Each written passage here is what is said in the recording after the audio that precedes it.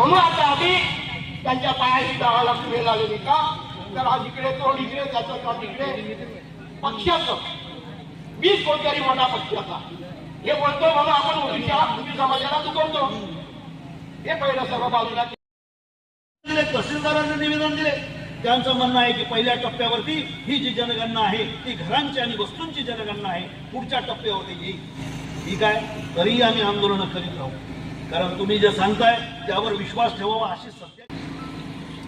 पूर्व एक काळ होता ह्याच रत्नागिरी जिल्ह्यामधला आता 80% बांधले 85% ह्या जिल्ह्यामध्ये ओबीसी समाज आहे आणि इथलं सर्व नेतृत्व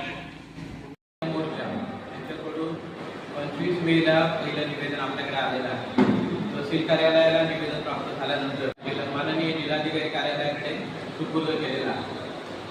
त्यानंतर जे निवेदन प्राप्त झालं त्यानुसार आपण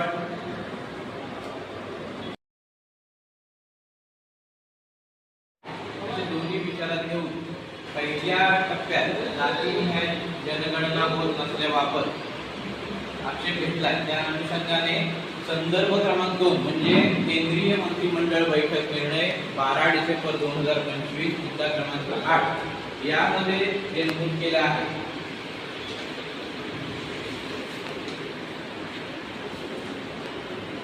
मुद्दा क्रमांक 8 आहे मंत्रिमंडळाच्या राजकीय व्यवहार समितीने 30 एप्रिल 2025 रोजी झालेल्या बैठकीत आगामी जनगणनेत म्हणजे जनगणना 2027 मध्ये जातींची जनगणना जातींची गणना समाविष्ट करण्याचा निर्णय घेतला आहे.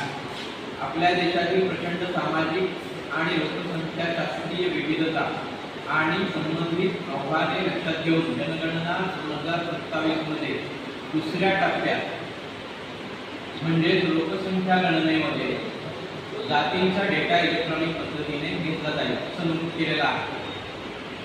आताच्या ज्या 25च्या निवेदनानुसार आपण ही जी निर्णयाची प्रत आहे मुद्दा क्रमांक 8 आपण सुपूर्द करीत आहोत. तरी